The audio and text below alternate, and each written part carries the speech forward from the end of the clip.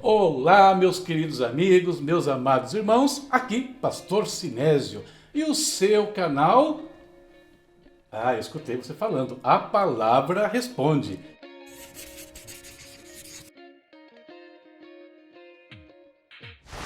E hoje, queridos, é dia do nosso quadro Respostas. Temos mais uma pergunta aí enviada e nós vamos falar sobre mais um tema das Escrituras hoje. Com certeza um tema que vai abençoar a sua vida. Antes, porém, eu quero pedir aquele favor de sempre. Inscreva-se no nosso canal, ative as notificações, curta os vídeos, é importante que você curta e até comente, tá? E toda vez que alguma coisa impactar a sua vida, compartilhe com todos os seus. Beleza? Estamos desfalcados aqui hoje, pessoal. Quem está faltando aí? Cadê a Sara? Estuda, foi estudar. Foi estudar. A Sara tem aula hoje. Muito bem. Mas a Silvana está aqui? Eu tô aqui. Beleza. E o Lucas também? Eu tô aqui também. Maravilha. Então vamos lá. Nós temos perguntas aí. Pergunta de quem para hoje? Hoje a pergunta da Rosângela de Fátima Gomes Alves. Pastora Rosângela de Votorantim. Já participou, né? Mandou uma pergunta. Foi ela que mandou a resposta às 12, se não me falha a memória. Né? A relação entre a cidade de Gadara e a tribo de Gade. Me lembro disso. Então está aí de novo a pastora Rosângela. E o que ela pergunta hoje? Não vou ler, não. Por que não vai ler a pergunta, pastora? Por que eu não vou ler? Hoje é um áudio. Ela mandou um áudio? É. Então, Lucas, por favor, toca o áudio da pastora Rosângela aí. Qual o motivo da decapitação do apóstolo Paulo? Qual foi a causa da decapitação dele para os romanos? Por que os romanos mataram Paulo? Olha só a pergunta da pastora Rosângela. Por que os romanos sentenciaram o apóstolo Paulo à morte? Por que eles mataram o apóstolo Paulo? E a pergunta da Rosângela tem um porquê. Paulo não cometeu nenhum delito contra o Império Romano. O problema dele era outro. Então por que os romanos o mataram? Vamos refletir um pouquinho sobre essas questões hoje. Pergunta interessante, como falei, porque quando Paulo é preso na cidade de Jerusalém, o tribuno romano Cláudio Lísias é quem vai então prender o apóstolo Paulo, no meio de uma confusão na cidade. Isso aconteceu por causa dos judeus. Os judeus estavam tentando matar a Paulo. E sendo o tribuno avisado, ele acaba salvando Paulo da morte. Paulo ali ele poderia, no caso, ser acusado de estar provocando um tumulto na cidade. E isso era grave perante os romanos. Mas não era o caso. Então, quando fala do martírio do apóstolo Paulo, estima-se que ele morreu por volta do ano 68 depois de Cristo. Logo depois de escrever a segunda epístola a Timóteo. Por quê? Porque nessa epístola, olha o que ele fala. Eu já estou sendo derramado como uma oferta de bebida. Está próximo o tempo da minha partida. Combati o bom combate, terminei a corrida, guardei a fé. Agora me está reservada a coroa da justiça que o Senhor, justo juiz, me dará naquele dia. E não somente a mim, mas também a todos os que amam a sua vida. Isso está em 2 Timóteo 4, de 6 a 8. Então Paulo ali já está dando uma dica, né? Dizendo para o pessoal, os conhecidos dele, que olha pessoal, está chegando a minha hora. Ele estava na prisão, inclusive tem um filme, Paulo, foi lançado há algum tempo atrás. Se você assistir, dá para ter uma ideia do que o apóstolo Paulo passou nos seus últimos dias. É bem interessante o filme. Aliás, tem uma coisa muito curiosa sobre esse filme que eu vivi com a pastora Silvana. Acho que vai se lembrar disso. Nós fomos no cinema assistir esse filme, lembra? O que aconteceu? Vou falar alto para a pessoa entender, hein? Só tinha nós dois no cinema. Só tínhamos Só nós exclusiva. dois na sala do cinema. Acredite, mas ninguém. Eu e ela assistimos Paulo lá, né, deitados no meio do corredor, porque não tinha mais ninguém dentro da sala. Agora, entender essa questão é um pouco difícil. Sabe por quê? Por causa da escassez de informações sobre o evento que determinou o fim do ministério paulino. Contudo, analisando alguns eventos bíblicos e históricos, dá para a gente ter uma ideia, chegar a algumas conclusões bem plausíveis. Olha só o que eu encontrei. Vamos primeiro relembrar as circunstâncias que levaram Paulo à prisão e essas questões jurídicas com o Império Romano. Quando ele estava em Éfeso ainda, Atos 19, 21, ele já manifestou o desejo de ir a Roma. Desejo esse que se mostrou mais tarde que era um propósito de Deus para a vida dele. Atos 23:11. E movido com esse intuito, Paulo chega a Jerusalém. E quando chega ali, conversando com os líderes da igreja, eles tomam todos os cuidados para evitar problemas. Nós vemos isso lá em Atos 21, do versículos 18 até o 27, o que foi feito. Mas, mesmo assim, logo ele se viu no meio de uma confusão com os judeus enfurecidos tentando matá-lo. Salvo, como eu disse, pelo tribuno Cláudio Lísias, ele foi recolhido para averiguação. Está em Atos 21, do 31 ao 40. E ali começou um processo que vai durar mais de 2 anos. Paulo passou pelas seguintes audiências: em Jerusalém, perante os romanos e perante o Sinédrio. Ele foi levado depois para Cesareia, quando se descobriu que os judeus estavam tramando lá uma conspiraçãozinha para matá-lo. Então, tiram ele de Jerusalém. Em Cesareia, ele compareceu a uma audiência perante o governador Félix e também perante os sacerdotes que desceram até aquela cidade. Atos 24. Perante Festo, o governador que substituiu Félix, Paulo, percebendo que Félix poderia mandar ele de volta para Jerusalém, para ser julgado lá, e isso significaria a morte dele, o que ele faz? Na qualidade de cidadão romano, ele usa um direito que ele tinha. Ele apela para César. E o que significava isso? Que ninguém mais, abaixo do imperador, poderia julgar o caso de Paulo. Somente em Roma. É como se alguém aqui no Brasil apelasse ao STF. Ele só poderá ser julgado pelo STF e por mais ninguém. Só que antes que Paulo fosse finalmente enviado para a capital do império, ele ainda fala, dá o testemunho dele perante o rei Agripa e a sua esposa Berenice.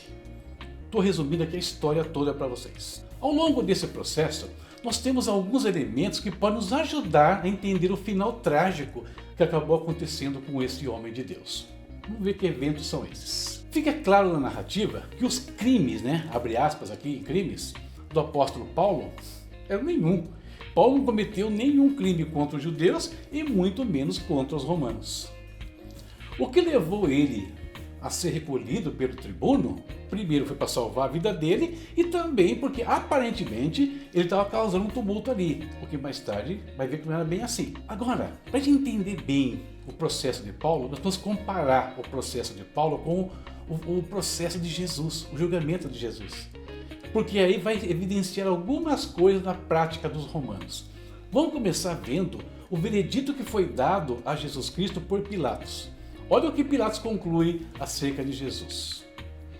Então Pilatos disse aos chefes dos sacerdotes e à multidão: não encontro motivo para acusar este homem. Não encontro motivo para acusar este homem. E depois ele fala mais. Pilatos reuniu os chefes dos sacerdotes, as autoridades e o povo, dizendo-lhes: vocês me trouxeram este homem como alguém que estava incitando o povo à rebelião? Eu examinei na presença de vocês e não achei nenhuma base para as acusações que fazem contra ele. Nem Herodes, pois, ele o mandou de volta para nós. Como podem ver, ele nada fez que mereça a morte. Portanto, eu o castigarei e depois o soltarei. Ou seja, o veredito inicial em relação a Cristo é que ele era inocente. Perfeito?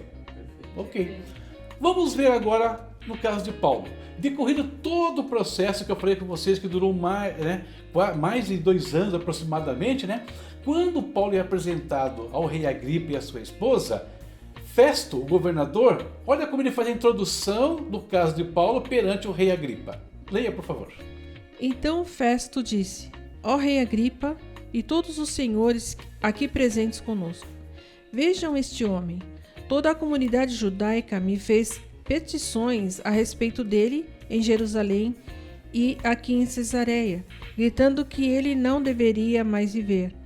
Mas verifiquei que ele nada fez que mereça a pena de morte. Todavia, porque ele apelou ao imperador, decidi enviá-lo a Roma. Mais um veredito favorável de inocência dos romanos para o apóstolo Paulo. Exatamente o que aconteceu com Jesus, ok?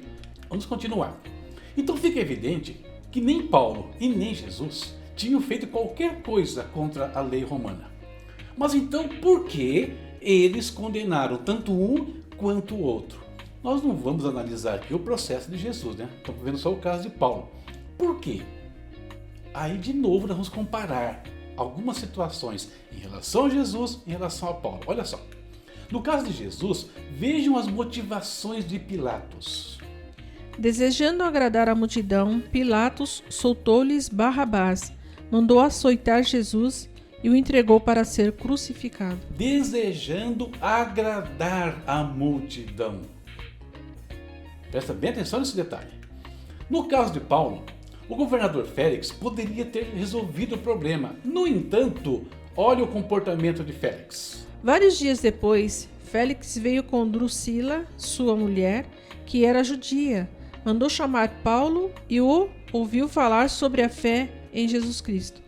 Quando Paulo se pôs a discorrer acerca da justiça, do domínio próprio e do juízo vindouro, Félix teve medo e disse: "Basta por enquanto, pode sair.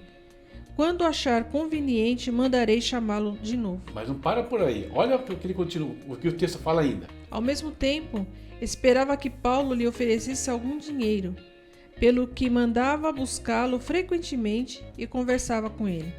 Passados 2 anos, Félix foi sucedido por Pórcio Festo. Todavia, porque desejava manter a simpatia dos judeus, Félix deixou Paulo na prisão. Olha só, poderia ter solto o apóstolo Paulo, só que ele esperava receber dinheiro, corrupção.